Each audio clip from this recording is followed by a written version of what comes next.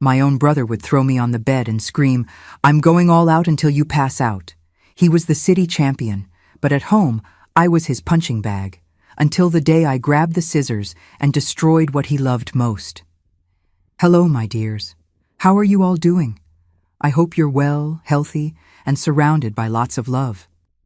My name is Martha Louise Sanders. I'm 71 years young, and today I'm here in my simple little house in Hickory Creek, Tennessee, the same small town where I was born and raised. You know Hickory Creek is famous for its beautiful countryside and friendly folks, right? But today I want to share with you a very different story, one I've carried in my heart for over 50 years. I'm sitting here in my living room, in my favorite armchair, the one my late husband, God rest his soul, bought at a clearance sale in the neighboring town about 20 years ago. It's a bit worn, but it's been my companion every afternoon. Next to me is my little side table with the embroidery I'm making for my granddaughter, Isabella. You know, my dears, I discovered embroidery later in life, after I turned 60, when I moved back here. It happened like this. When I returned to Hickory Creek after decades living away, I felt a bit lost, you know? The neighbors were different, houses had changed, even the town square looked different. Then a neighbor, Mrs. Geraldine, God bless her, saw me looking sad on the porch and came over to talk. She brought some fabric, colorful threads, and said, "Martha, come learn something with me." And that's how I discovered my hands had a knack for this art. Today I embroider tablecloths, dish towels, pillowcases. It's therapy, you know? Each stitch I make is like a prayer, a good thought coming from the heart.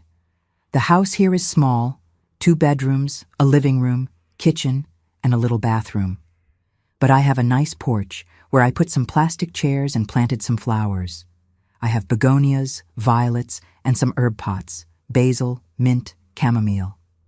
In the early morning, when the sun is still cool, I'm out there watering and talking to them. My children, I have 3, all married with their own lives, always say, "Mom, you talk to the plants." And I answer, "Well, who says they don't listen?" Now, before I continue my story, I'd like to make a special request to those of you watching. Tell me here in the comments, from which little town are you watching me? And at what time of day did you find this video? Early morning with your coffee, after a warm lunch, or in the late afternoon when the sun is setting? I always read all the comments with great affection, and I'm so happy to know where you're from, and when you take a little time out of your day to listen to this grandma's stories. Tell me, okay? Let's create a chain of caring from corner to corner of this great country of ours. And if you can, click that like button down there and subscribe to Grandparents' Tales channel. This helps this grandma a lot to continue telling these stories I carry in my heart. Each new subscription is like a hug I receive from you. Well, now I'm going to tell you a story I've never really told anyone, not even my own children. It's a story that hurts, but needs to be told. A story about how my own brother almost broke me, but in the end taught me that sometimes you have to fight in a way nobody expects. It's about the time when I was just a scared little girl, living in fear inside my own home because of someone who should have protected me. I was born right here in Hickory Creek on March 15, 1954, in a small wooden house on Elm Street. Nowadays, that street doesn't even exist anymore. They built new constructions there.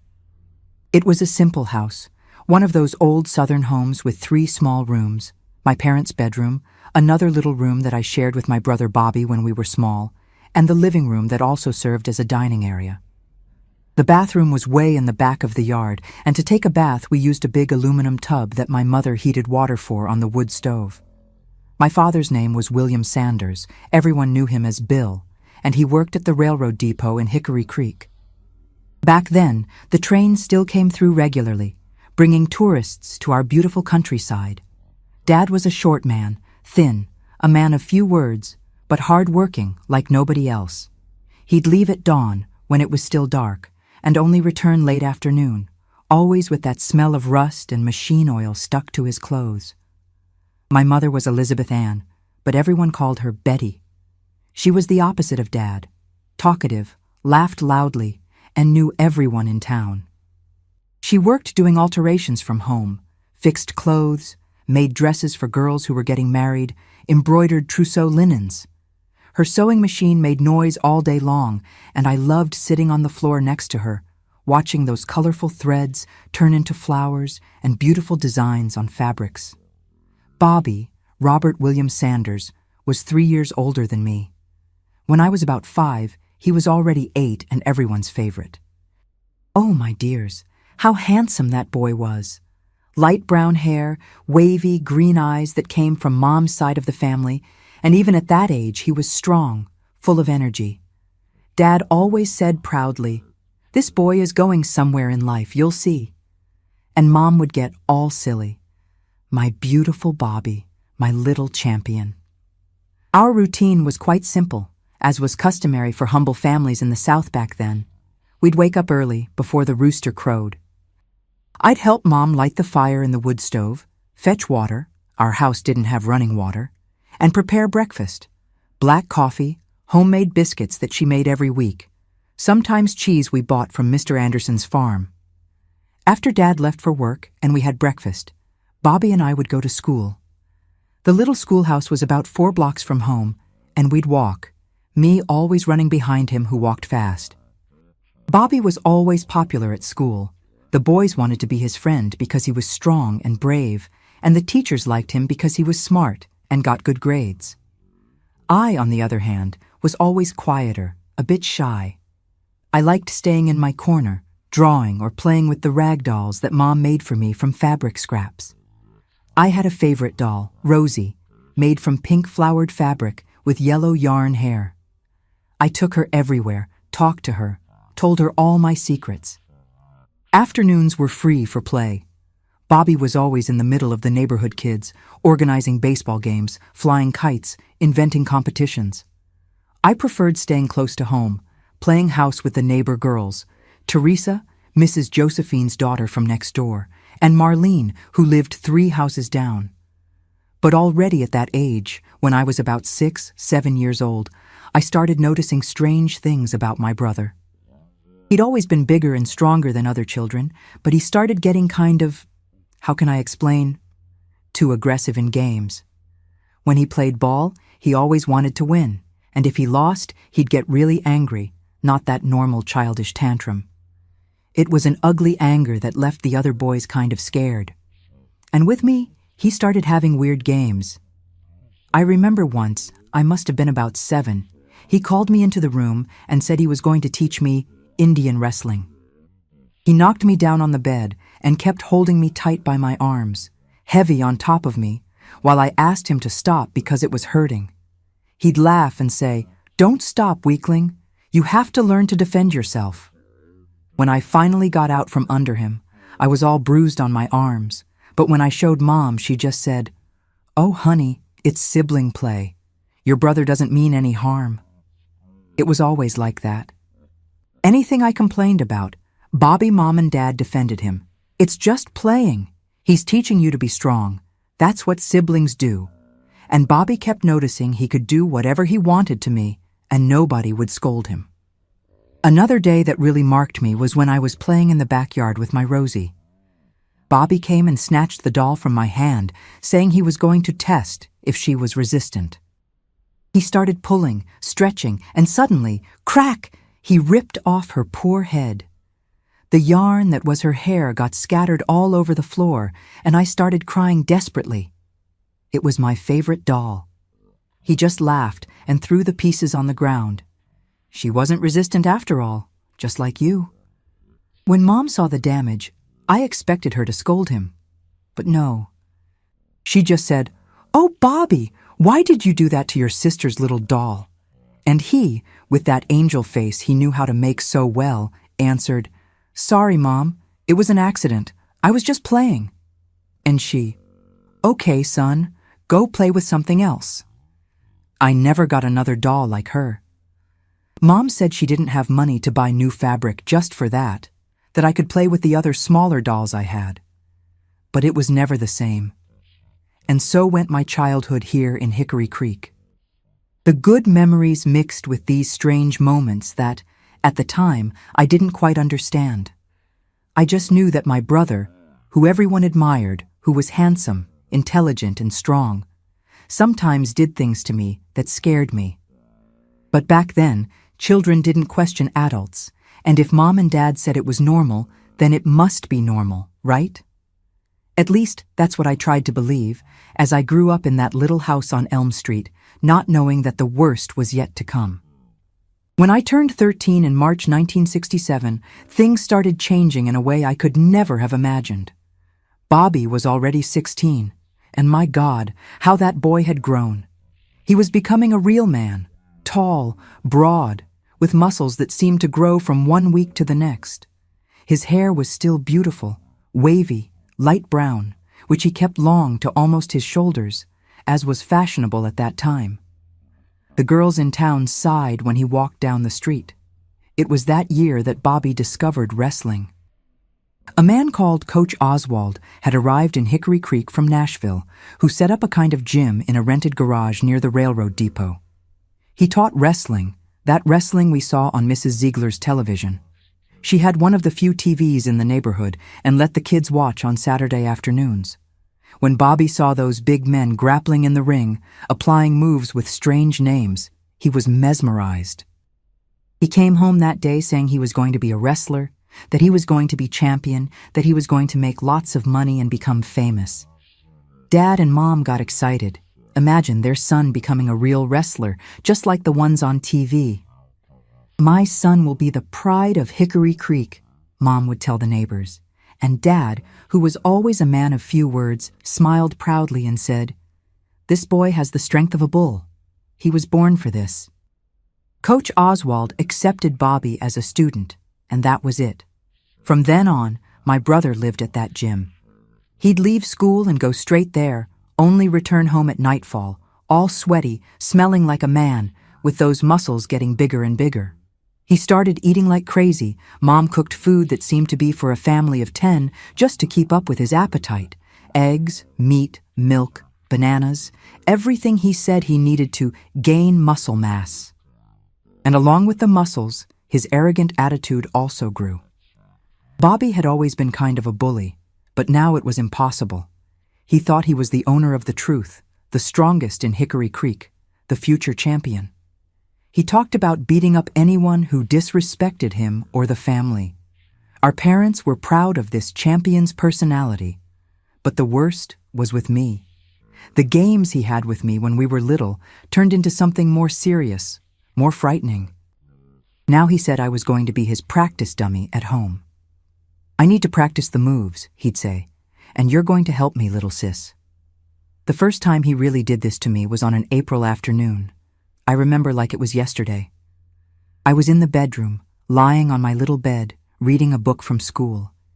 It was Charlotte's Web, which I loved. Mom had gone out shopping, and Dad hadn't returned from work yet. The house was empty, just me and him. Bobby entered the room as if he owned the place. He was only wearing shorts, all sweaty from training, with those huge muscles looking like they were going to explode. Hair stuck to his forehead from so much sweat, but still handsome, shiny.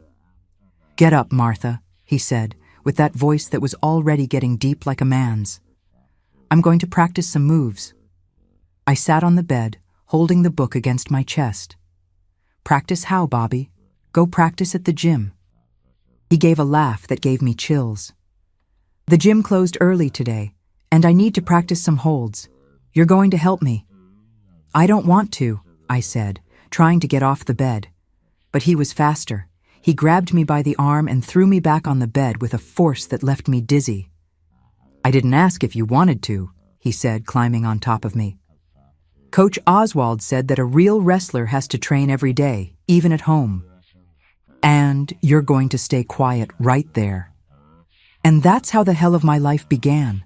He threw himself on top of me with all that weight. And people, how heavy he was. He must have weighed about 150 pounds of pure muscle crushing my skinny 13-year-old body. I felt like a cement bag had fallen on top of me.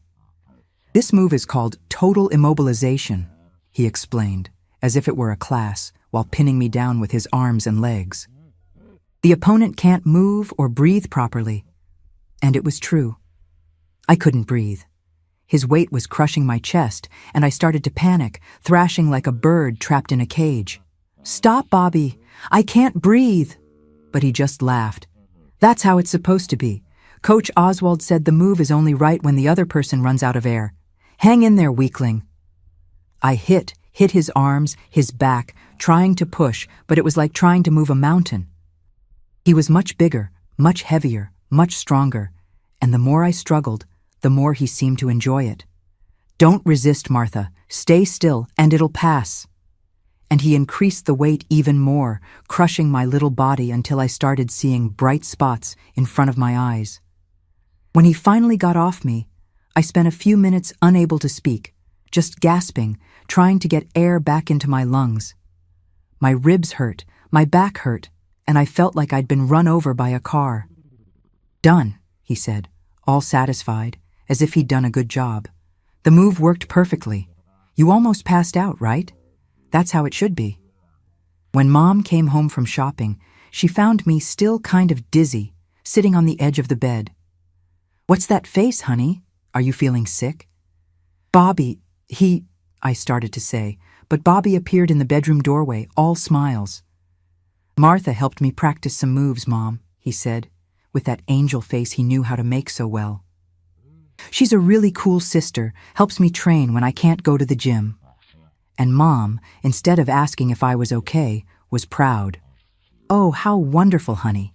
You should support your brother. He's going to be a famous wrestler, and you can say you helped him train." I looked at her face, then at his face, and understood it was no use saying anything. Nobody would believe me. Or worse, they'd believe and think it was right. And that's how that terrible routine began. Every time Bobby came home and nobody was around, he'd call me for training, always with the same excuse, that he needed to practice moves, that I was helping him become a better champion, that it was for his own good. But I knew it wasn't. I saw in his eyes something bad, a strange satisfaction when he saw me struggling to breathe under all that weight. It was like he enjoyed seeing me small, weak, powerless. And the worst part is that everyone in Hickory Creek was starting to talk about Bobby as the town's future champion. People would stop Mom in the street to praise her son, to say how strong and handsome he was getting. "What a blessed boy you have, Mrs. Betty. He's going to be successful in life." If they only knew what that blessed boy did to me inside the house, when nobody was watching. But back then, children didn't talk about certain things to adults, and I didn't even know how to explain what was happening. I only knew I was scared, very scared of my own brother, and that fear was growing along with him. After that first time in April, the training sessions became routine in my life. Bobby had discovered he could do whatever he wanted with me and still be praised for it. "How nice that your sister helps you train, son," Mom would always say. And he'd smile, satisfied, knowing he'd found the perfect excuse. Coach Oswald's gym was becoming successful in Hickory Creek. Every weekend there were demonstrations at the town square with students showing off moves to the crowd. Bobby became the star of those demonstrations, the youngest, the most handsome, the strongest.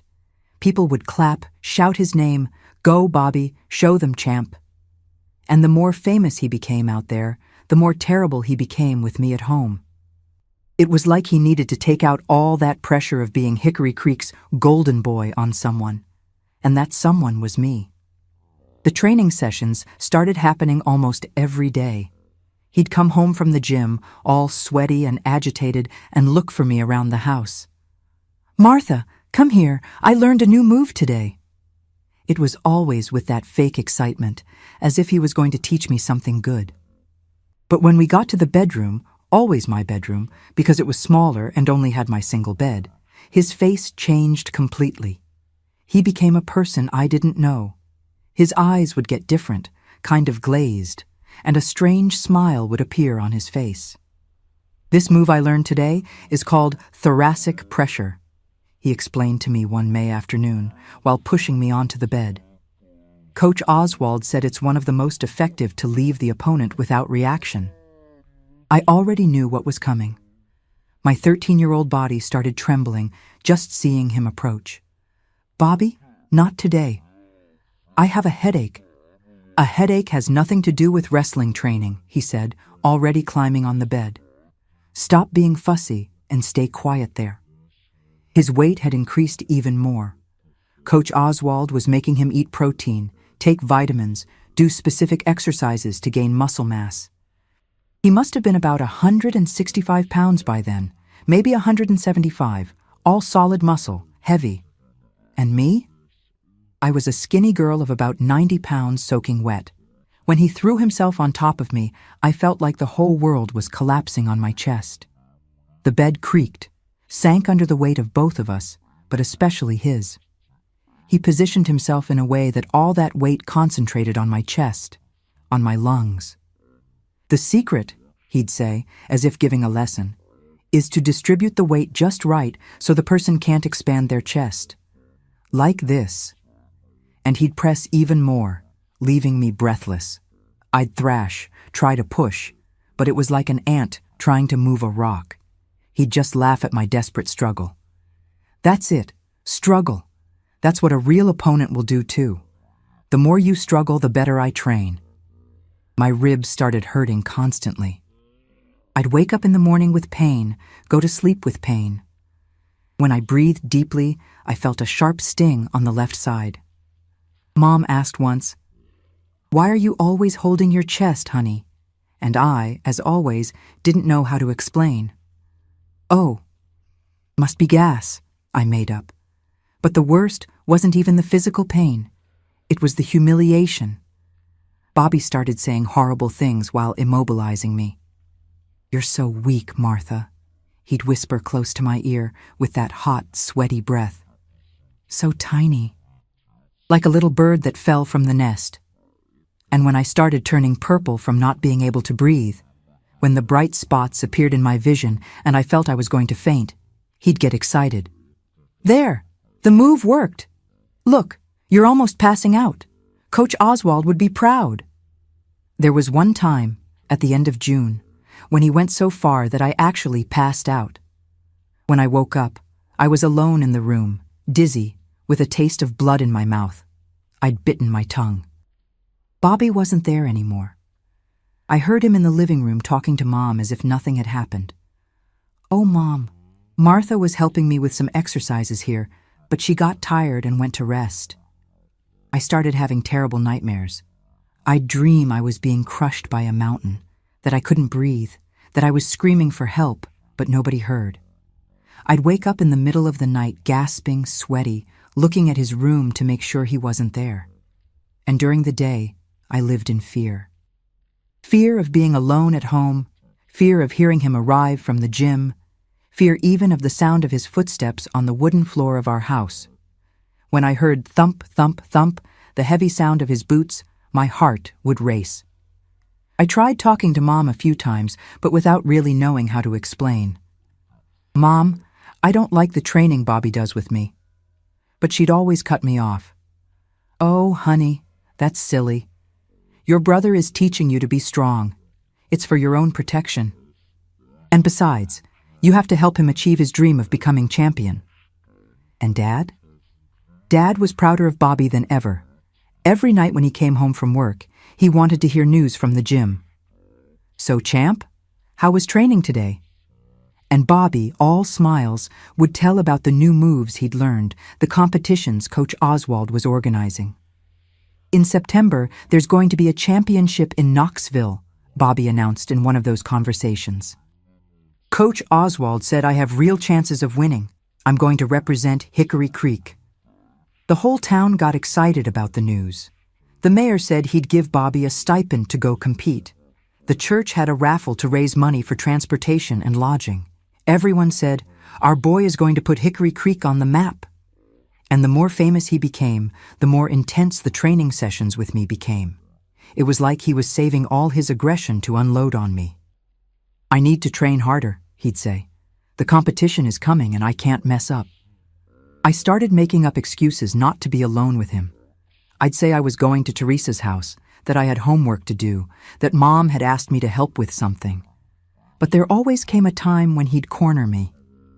"You've been avoiding me, little sis," he said one afternoon, blocking the bedroom door when I tried to pass. That's no way to help your brother. Don't you want me to win the competition? It was always like that. He'd turn my resistance into a betrayal of the family, disloyalty to his dream. And since I was just a 13-year-old girl, without knowledge, without support, I'd always end up giving in. Around that time, I'd lost weight, was even skinnier. I couldn't eat properly. My stomach was always upset with anxiety. Mom even commented, "This girl is too skinny. Could she have worms?" But it didn't go beyond that. The family's attention was all focused on Bobby and his training. One August afternoon, when there were only a few weeks left until the competition, he came home more agitated than usual. "Martha, come here quick." His voice had a different urgency, more intense. When we got to the room, he was sweating more than usual, his eyes shining in a strange way. "Today I learned the most powerful move of all," he said, with that terrible smile. "It's called complete finisher. Coach Oswald said only the most experienced wrestlers can apply it properly." I swallowed hard, trying to back away, but he'd already closed the door. "Bobby, not today. I'm feeling sick." "The opponent is the one who's going to feel sick when I apply this move on him," he said, advancing toward me. "Come here. You're going to help me perfect it. It's for the competition." And that day, for the first time, I had the real certainty that my brother could kill me. The weight, the pressure, the duration, everything was more intense. And in his eyes, I saw something that terrified me. He was enjoying not just seeing me without air, but seeing me afraid of dying. It was like he'd discovered a terrible power over me and was testing how far he could go. And I knew, deep in my scared little girl's heart, that if I didn't do something soon, one day he'd go too far, and I wouldn't be able to wake up after the bright spots disappeared from my sight. The last week of August 1967 was when everything reached its limit. Bobby was in terrible anxiety because of the approaching competition. There were only 10 days left until the championship in Knoxville. Coach Oswald was pressuring him to train more, to get stronger, to perfect the moves. And all that pressure fell on me. "I need to train every day now," he'd say, with those eyes shining in a way that gave me chills. "I can't miss a single day of practice. You're going to help me, right, little sis?" That week, the training sessions became daily torture. Every single day when he came home from the gym, he'd come straight looking for me. It didn't matter if I was doing homework, helping Mom, or simply trying to exist in peace. He'd always show up with that terrible smile. Training time. Monday arrived like a warning from hell of what was to come. Bobby showed up at the school gate when I got out of classes, something he never did. "Let's go, Martha. Today is a special training day." The tone in his voice was different, more serious, more frightening. "I can't, Bobby. I promised Mom I was going to help her with—" I started making up an excuse. "Mom already knows you're going to help me," he cut me off, taking my backpack and throwing it on his shoulder. "I already explained to her that I need intensive training this week. She was even proud. How wonderful that your sister supports you like this, son." And he imitated Mom's voice in a way that made me angry and sad at the same time. On the way home, he explained what he called the final preparation schedule. Coach Oswald said that in the week before an important competition, the wrestler has to simulate real combat situations every day. And you're going to be my official training partner. Training partner. As if I had a choice. As if I wasn't just an object in his hands. When we got home, Mom was in the kitchen preparing dinner. "Oh, how nice you arrived together. Bobby, son, your little sister here is a sweetheart for helping you like this with training. Not every sister does that." Bobby smiled, that fake smile he knew how to make so well. "That's true, Mom. Martha is really special. She helps me a lot to improve my moves." And there I was, standing, wanting to scream that it wasn't help at all, that it was torture, that it was fear, that it was pain. But the words wouldn't come out. Because who would believe? Who would imagine that Hickory Creek's golden boy Was using his sister as a punching bag? "Today we're going to train resistance time," he explained to me when we got to the bedroom, closing the door as always. "I'm going to apply the move, and you have to hold out as long as possible without passing out." Coach Oswald said that in a real competition, the opponent will resist a lot. I need to know how long it takes for a person to give up completely. When he said, "give up completely," a chill in my stomach told me this wasn't going to be like the other days. There was something different in his eyes, a cruel determination I'd never seen before. "Bobby, I don't—" I started to protest, but he was already climbing on the bed. "No, I don't, Martha. Today is serious. I'm going to time it properly." And he showed the watch Dad had given him as a birthday present. "Let's see how long you last before passing out." His weight that day was even more crushing. He must have gained more muscle, more density. When he threw himself on top of me, I felt like a truck had run over my chest. The bed groaned, sank, and I felt like I was being swallowed by the mattress. "Timer on," he announced, as if he were a sports coach. "Let's see your real resistance." And the pressure began. But it wasn't like the other times. He was being scientific, methodical. He'd apply the weight, wait for me to start struggling, relieve it a little so I wouldn't pass out, then increase again. It was like he was testing exactly where my limit was. 30 seconds, you're turning purple. 45 seconds. Oh, look, you started shaking. 1 minute. The little eyes are rolling back. He narrated my agony as if it were a scientific experiment. And the most terrible thing, I could hear in his voice that he was enjoying it. It wasn't just training. It was pleasure. Pleasure in seeing me struggling to breathe, to not die. 1 minute 20. Interesting. You're lasting longer than last week. You must be getting more resistant.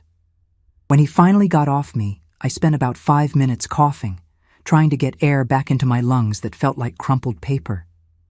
He wrote something in a little notebook. "Excellent! You held out for 1 minute and 37 seconds before starting to pass out. You're improving." And he smiled with genuine pride, as if I'd done something impressive. 1 minute and 37 seconds without being able to breathe properly. 1 minute and 37 seconds feeling like I was going to die. For him, it was just training statistics, data to improve performance. Tuesday was when he decided to test move variations. Coach Oswald said that a complete wrestler has to master the move in all possible positions, he explained, dragging me to the room again. "Today we're going to do the complete test. You on your back, on your side, on your stomach, half sitting, all angles." Each position was a different kind of agony, a new form of terror. On my back, I saw the ceiling spinning as his weight crushed my chest, and I could see his face above me. Those glazed eyes, mouth half open in concentration, an expression that wasn't my brother's. It was a dangerous stranger's. On my side, I felt my ribs being pressed against the mattress as if they were going to break. The weight concentrated differently, pressed the organs, made a kind of pain I'd never felt before. It was like being crushed from the inside. But on my stomach was the worst. With my face buried in the pillow and all that weight on my back, I could barely breathe even when he eased up a bit. The pillow got wet from my tears, and sometimes I felt like I really was going to suffocate, that I was going to die right there, with my face stuffed in the old cotton pillowcase. "This position here is deadly," he said, satisfied, turning me on my stomach for the 4th time. "The opponent can't even scream for help. It's perfect for finishing a fight quickly." And it was true. With my face in the pillow and all that weight on my back, I couldn't even moan. It was like being buried alive, like being already dead but still feeling everything. "I'm going to write down the time for each position," he said, always with that little notebook. "On your back, 1 minute 40. On your side, 50 seconds. On your stomach, 2 minutes 10. This is the best." When he finally stopped, I was shaking like a leaf. Not just from lack of air, but from real terror. For the first time, I looked at my brother and thought in so many words, he can really kill me and still say it was a training accident. His face when he looked at me during these tests wasn't a brother's face. It wasn't the face of someone who loved me, who cared about me. It was the face of someone studying an object, seeing how far they could go without breaking it completely. Wednesday was the day that changed everything. Mom left early to spend the day at my aunt's house in the next county. Aunt Zelda had gotten sick, and Mom went to help take care of her. Dad had taken an extra shift at work to earn a little extra money for Bobby at the competition. It was just me and Bobby at home, the entire day. How lucky, he said at breakfast, with that smile that made me want to vomit. Today we're going to have all day to train properly. I'm going to simulate a complete competition. It'll be like a real competition, with several rounds, intervals, everything proper. My God, how long that day was. The living room clock never moved so slowly. He made me his opponent from 8:30 in the morning until almost 5 in the afternoon, stopping only for us to eat something quick and go to the bathroom. Round 1, warm-up, he'd announce, as if he were a radio announcer. Round 2, basic moves. Round 3, advanced holds. And so it went, inventing excuses to use me as a rag doll all morning, all afternoon. Between one round and another, he'd drink water, eat something, stretch. And me? I'd lie there half dead, trying to catch my breath to endure the next one. This here is really professional training, he'd say, all proud. Coach Oswald would be impressed if he saw my level of dedication. In the noon round, something in my head started to break. It wasn't just my body being destroyed. It was something inside my soul, my will to live. I was there, under that weight, and for the first time I thought, maybe it would be better if I really died. Maybe it would be better to stop suffering. And it was at that moment that he said something that woke me from the trance of despair. You know, Martha, you're getting good at this. You barely struggle anymore. You're learning to accept the move, not to waste energy resisting. And he gave that little laugh I hated. Who knows, maybe one day you'll become a wrestler too. Of course in women's wrestling, right? It would be fun to wrestle against you for real in a ring. It would be interesting to see how far you can go before breaking completely. The coldness in his voice, the way he talked about hurting me as if it were fun, as if it were an interesting experiment. At that moment, even with my mind kind of clouded from lack of air, I had a crystal clear certainty. My brother was no longer my brother. He was a monster using my body to satisfy something sick, something rotten that had grown inside him. And worse, he was enjoying not just hurting me, but seeing me lose the will to resist. It was like he wanted to break me completely, turn me into a doll that didn't even react anymore. In the final round of the afternoon, he said, it was almost 5 o'clock. I'm going to apply my secret move, the one I created myself, based on everything I learned. I'm going to call it the Tennessee Finisher. It'll be my secret weapon in the competition. The secret move was the most terrible thing he'd ever done to me. He pinned me in a way that concentrated all the weight on my lungs, but at the same time trapped my arms and legs in a way that I couldn't even move to try to resist. It was a total, complete immobilization. The beauty of this move, he explained while I felt life fleeing from me, is that the opponent is completely defenseless. Can't move, can't breathe, can't do anything. Just wait for consciousness to go away. And that's exactly what happened. I felt my consciousness drifting away, like I was floating away from my own body. I saw everything from above, my skinny little body under that enormous weight, my purple face, my eyes rolled back. And I thought, with a strange calm, this is how I'm going to die. At 13 years old, in my own bedroom, by my own brother. When I woke up, I was alone in the room. The house was silent. I looked at the clock. It was almost 6 in the afternoon. I'd been unconscious for over an hour. Bobby hadn't even stayed to see if I was alive. He simply finished the training and went to do something else. I got up slowly, dizzy, with a taste of blood in my mouth. I'd bitten my tongue, and the pillow was stained with a mixture of blood and saliva. My ribs hurt so much I could barely breathe properly. And when I looked at myself in the small mirror on the wall, I almost didn't recognize myself. I was too thin, with deep dark circles, lips still kind of purple, neck with red marks. I didn't look like a 13-year-old girl. I looked like a ghost, a shadow of what I was before. That's when I heard Bobby in the living room, talking on the phone with someone, probably Coach Oswald.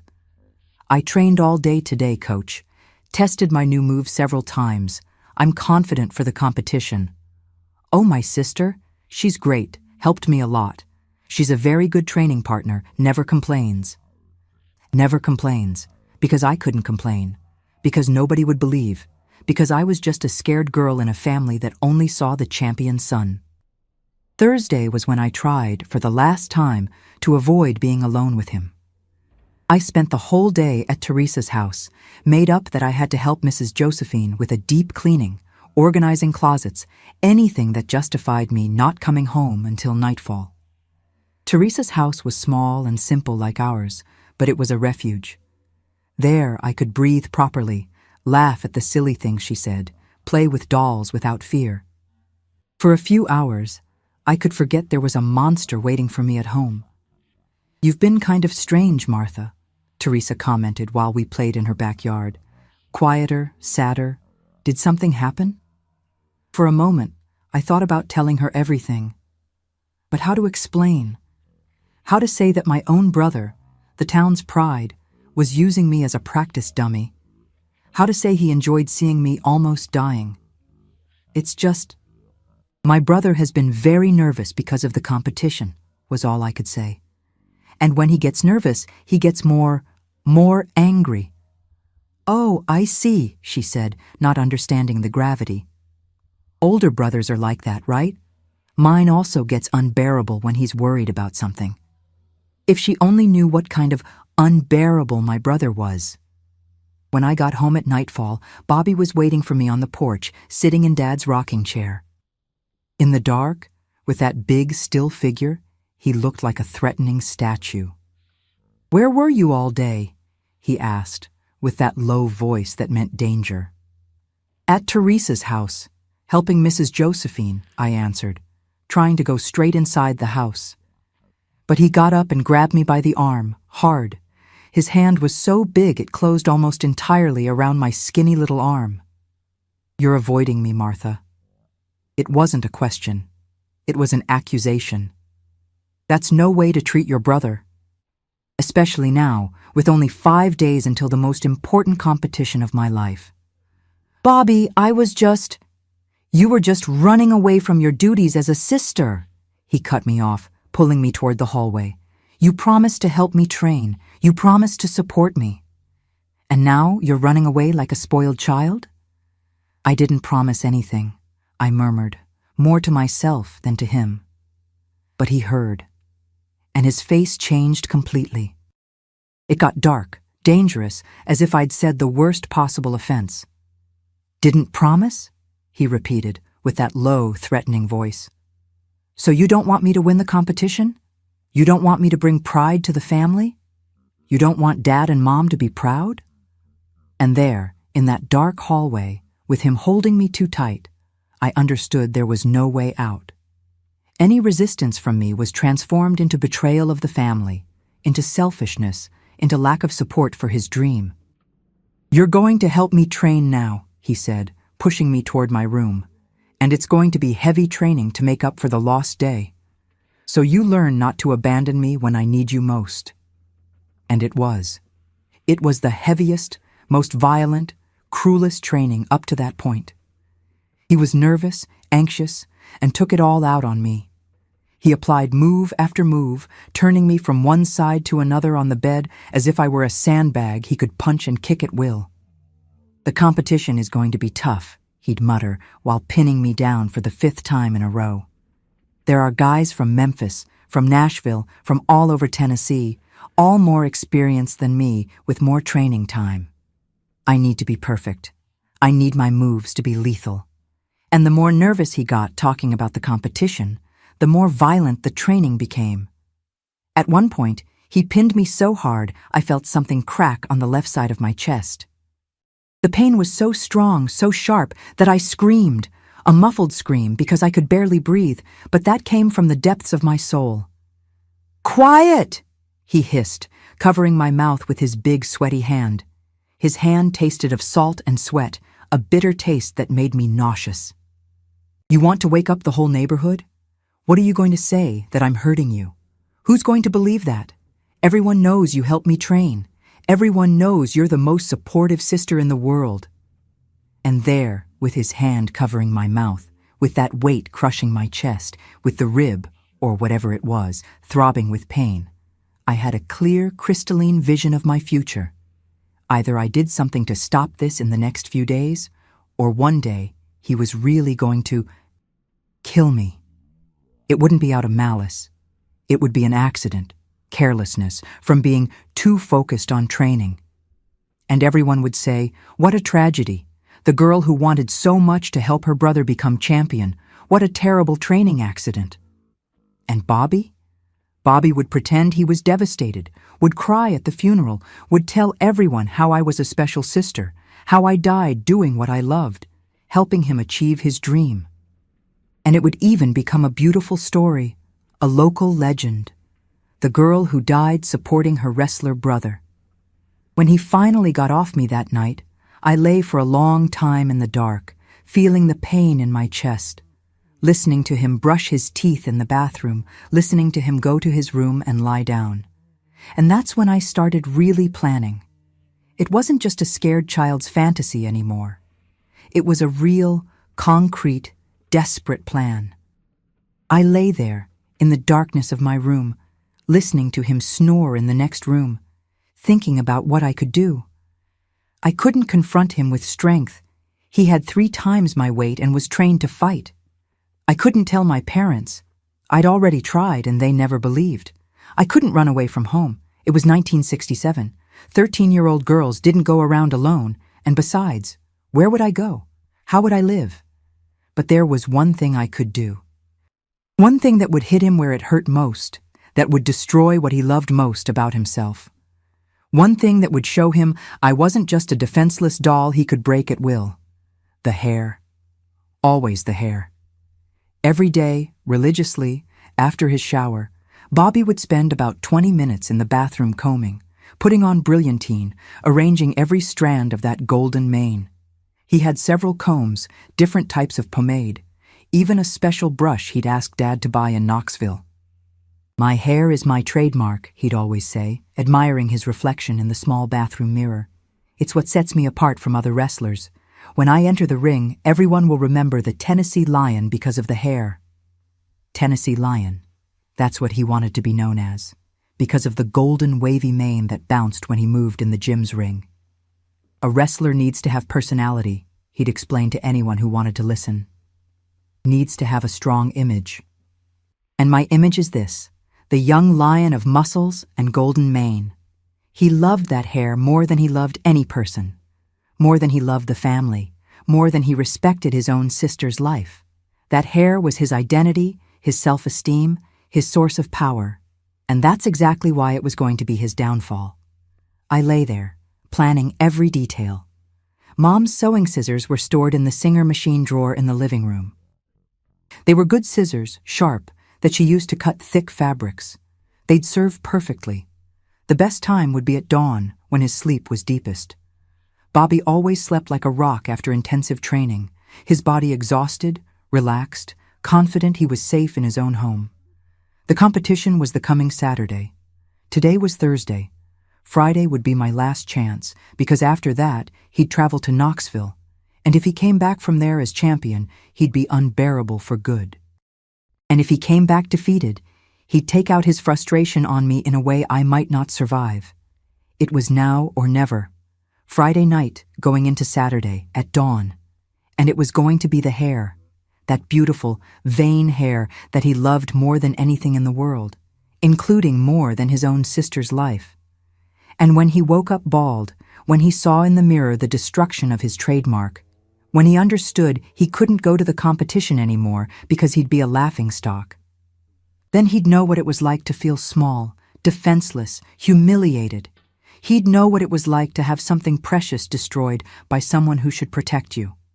Friday night, August 29th, 1967, was the longest night of my life. Lying in my little bed, I listened to every sound in the house.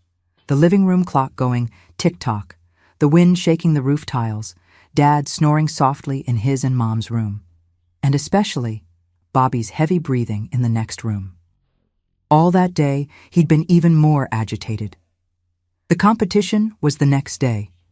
Saturday morning, he was going to travel to Knoxville with Coach Oswald and 2 other students from the gym.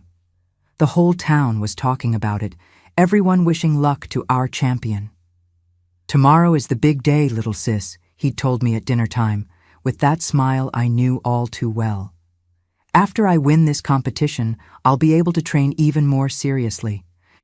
Who knows, maybe I'll open my own gym here in Hickory Creek, right?" The idea of him having his own gym, where he could train as many girls as he wanted, gave me a chill down my spine that almost made me give up everything. Almost. But then I remembered the still painful rib, the marks on my neck, how I'd been unconscious for over an hour on Wednesday. And I knew I couldn't let him come back victorious from that competition. Couldn't let him become even more powerful, even more untouchable. I waited until almost midnight. Dad and Mom had been asleep for a long time. Bobby had gone to bed early, saying he needed to rest well to be in shape. I heard him in the bathroom doing his usual ritual, brushing his teeth, combing his hair, putting on the special pomade that made the locks shiny. "Tomorrow everyone will see the Tennessee Lion in action," he'd murmured to the mirror, thinking nobody was listening. "They'll see why this hair is my trademark." When I finally heard him snoring, that heavy snore of someone exhausted from training, I slowly got up from bed.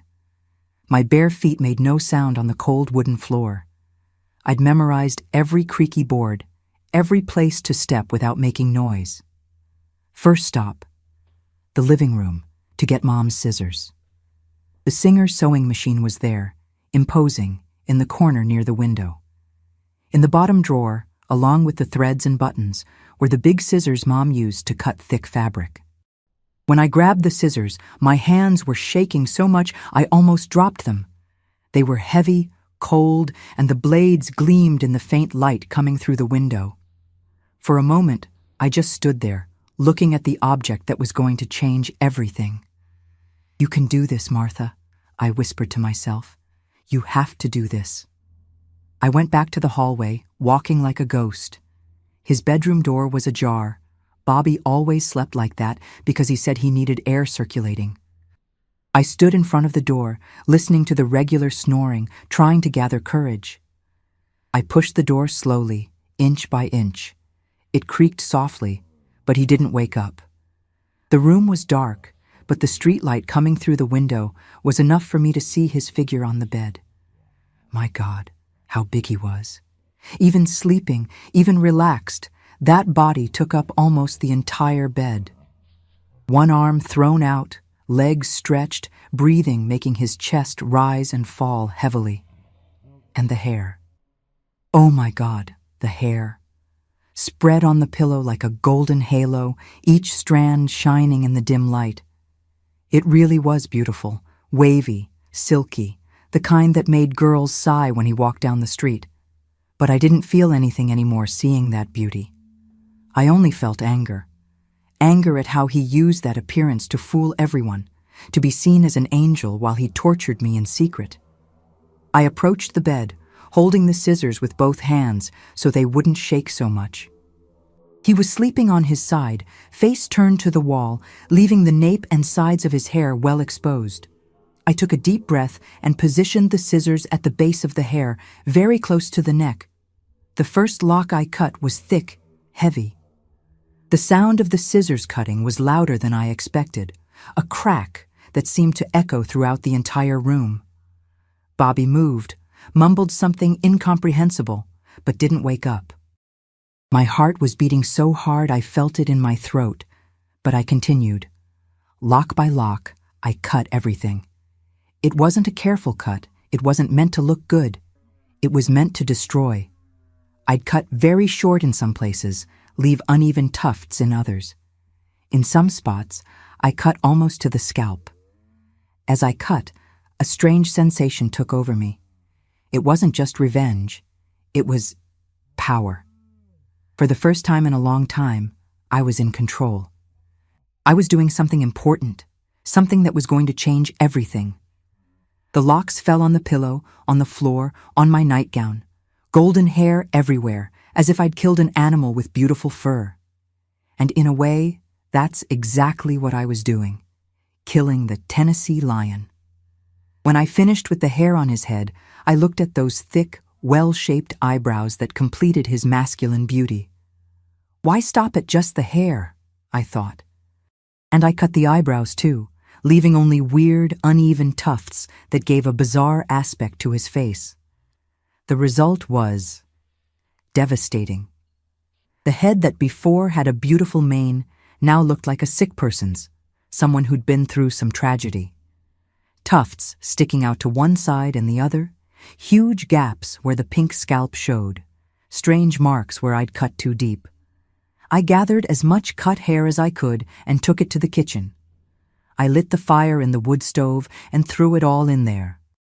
The smell of burning hair rose through the chimney, a strong kind of sweet smell that stuck in my nostrils. I washed the scissors in the sink and put them back in the sewing machine drawer. I went back to my room and pretended I was sleeping, but actually I just lay there, waiting for the moment when he was going to wake up. It must have been about 6 in the morning when I heard him moving. First were the normal sounds of someone waking up. Yawn, stretch, feet touching the floor. Then I heard him walking to the bathroom, and then, "Ah!" His scream echoed through the entire house, a cry of despair and horror that even woke up the neighbors. It was a scream that didn't sound human. It sounded like a wounded animal, betrayed, destroyed. My hair, who did this to me? I heard him running through the hallway, banging on doors, screaming like crazy. "What's happening, boy?" Dad shouted, still half asleep.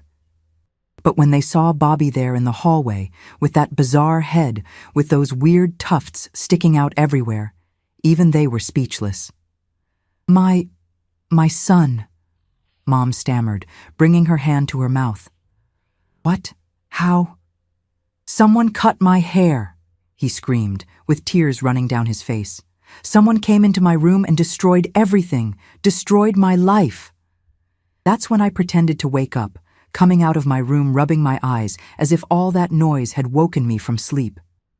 "What's happening?" I asked, with the most innocent voice I could make. When Bobby saw me, his eyes filled with murderous fury. "It was you!" he screamed, advancing toward me. "It could only have been you! But Dad grabbed him by the arm. "Calm down, boy. It couldn't have been your sister. Look at her size. How could she do that without you waking up?" And it was true. I was so small, so skinny, that it really seemed impossible for me to have done that. The very size difference between us worked in my favor now. But, Bobby stuttered, looking from me to our parents, trying to process what had happened. "But how? Must have been some burglar," Mom said, still in shock. "Someone who came in at night, who I don't know, wanted to humiliate you before the competition." "The competition!" he shouted, as if only at that moment had he remembered. "I can't go to the competition like this. Everyone will laugh at me. I'll be a laughingstock." And he collapsed, literally collapsed. That big man of almost 175 pounds threw himself on the hallway floor and started crying like a little child. Loud sobs, desperate, of someone who'd lost the most important thing in their life. "My hair, my trademark, my Tennessee lion," he whimpered, running his hands over his destroyed head. "How am I going to compete like this? How am I going to show up in town like this?" Dad tried to console him. "Son, hair grows. In a few months you—" "A few months!" Bobby screamed.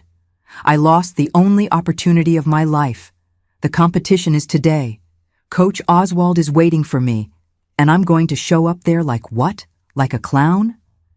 And the more he cried, the more I felt a strange satisfaction growing inside me. Finally he was feeling small, humiliated, destroyed. Just like he made me feel every day. "I'm not going," he said suddenly with a defeated voice. "I'm not going to the competition. I can't show up like this in front of everyone." Mom tried to argue. "But son, you trained so hard. You can't give up because of—" "Because of!" he exploded. "Because of what? Look at me. Look at what they did to me." And really, seeing him there, with that bizarre head, those ridiculous eyebrows, it was impossible to imagine him in a ring. He who'd always been so vain, so concerned with appearance. How was he going to bear being seen like that by hundreds of people? At 8 in the morning, when Coach Oswald arrived to pick him up, Bobby didn't even want to leave the room. Dad had to go to the door to explain that there was an accident and that Bobby couldn't participate in the competition. "What kind of accident?" the coach asked, worried. "It's complicated to explain," Dad stammered, "but the boy can't compete today. I apologize for all the inconvenience." The coach left upset, taking only the other 2 students, and all of Hickory Creek found out that same day that the future champion hadn't shown up at the competition. Speculation ran wild, that he'd gotten sick, that he'd gotten injured in training, that he'd gotten scared. But nobody knew the real truth, that the Tennessee Lion had been sheared by his own little sister. Bobby spent the whole day locked in his room, refusing to eat, to talk to anyone. Every now and then, I'd hear him crying softly, as if he were in mourning. And me? I spent the most peaceful day I'd had in months. For the first time in a long time, I could walk around the house without fear. For the first time, he was more fragile than me. But I knew that couldn't last. I knew that at some point his anger would overcome his sadness, and then I was going to pay dearly for having done that. Very dearly. That's why, when night fell that Saturday, I pulled Mom aside and whispered, "Mom, can I go spend a few days at Aunt Zelda's house to help take care of her since she's sick?" Mom, who was still kind of in shock from everything that had happened, agreed without even thinking much. "Of course, honey. It's actually good for you to get away for a bit. Your brother is very shaken. He'll need a few days to recover." Sunday morning early, Dad took me to the station and put me on the bus to the next county. When the bus started moving away from Hickory Creek, I looked through the little window and saw my hometown getting smaller, disappearing in the distance. I didn't know yet, but that was the last time I'd see Hickory Creek as my home. From that day on, a new life was going to begin, far from the monster who'd disguised himself as a brother for so long. And when the bus finally disappeared around a curve and Hickory Creek completely vanished, I smiled. I smiled for real, for the first time in months. The Tennessee Lion was dead, and I was free. And here I am today, my dears, at 71 years old, back in my Hickory Creek hometown after almost 40 years living in the next county with my Aunt Zelda. Life took many turns until I got to this simple little house where you find me today. I lived with Aunt Zelda until she passed away in 1995. They were good years of healing, where I learned that not every adult in the family hurts you. She took me in, made me study, taught me to sew properly. It was there I met my Jack, a good man, a railroad worker who respected me from day one. We married in 1973, when I was 19. Jack knew my story. I told him everything before the wedding, and he said something I never forgot. "Martha, the past doesn't define who you are today. You're the bravest woman I know." We had 3 beautiful children, Charles, Regina, and Anthony. I raised them with lots of love, but always alert, always protecting. I never let anyone hurt my babies the way I was hurt. Jack passed away 5 years ago from heart problems. I miss him every day, but I'm not sad. He gave me a family, gave me love, showed me that a real man protects, doesn't hurt. I returned to Hickory Creek in 2020 because I missed my hometown. The house where I grew up doesn't exist anymore. They built an apartment building in its place. Bobby. I never saw him again after that day. I heard he left town shortly after I did, went to try his luck in Memphis. They say he never came back. Today, my joy is my grandchildren. Isabella, Charles's daughter, is 8 years old and is my sweetheart. Every Friday she comes to sleep over with me, and I teach her to embroider, tell stories, make that cornbread she loves. My children live nearby, all married, all happy. Charles works at City Hall, Regina is a teacher at the public school, and Anthony has a mechanic shop. They take good care of this grandma here. Afternoons are my favorite. I sit on the porch with my embroidery, watch the street activity, chat with neighbors. Mrs. Geraldine, who taught me to embroider, still lives 2 houses down, even at 85. In the morning, I wake up early, water my plants, make a nice cup of coffee, and sit here in the living room listening to my little radio. Sometimes a grandchild comes to do homework with me, sometimes neighbors stop by to chat. It's a simple life, but it's mine. A life I conquered after so much struggle. I don't have wealth, but I have peace. I have a family that loves me. I have my little house. I have my freedom. And most importantly, I have the certainty that that scared 13-year-old girl grew up and became a strong woman who raised good children and who never again let anyone take away her right to be happy. My dears, if you're going through a situation similar to what I went through, I want you to know something.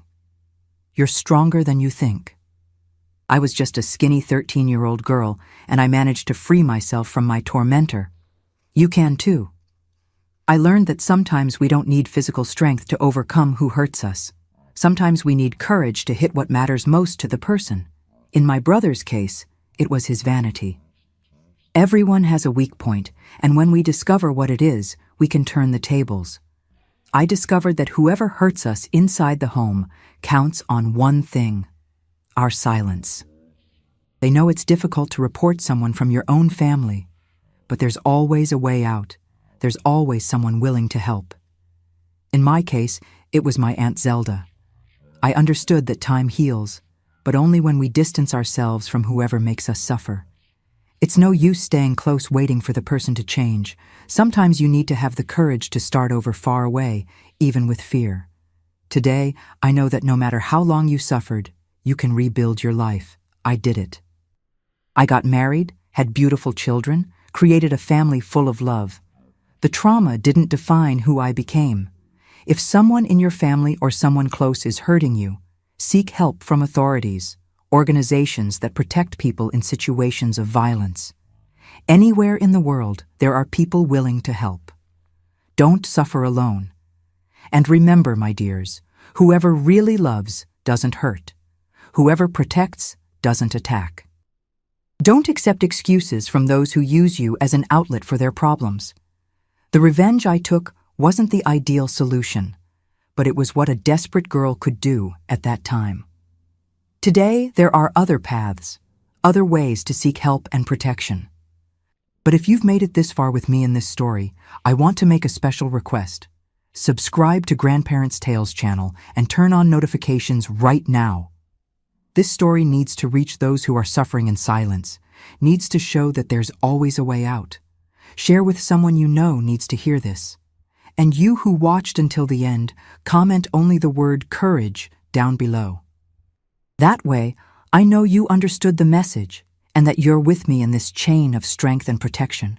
My dears, life can be difficult, but it's always, always worth fighting for better days. I'm living proof of that. Do this now. Don't wait another minute. A hug from this grandma who learned that being small doesn't mean being weak.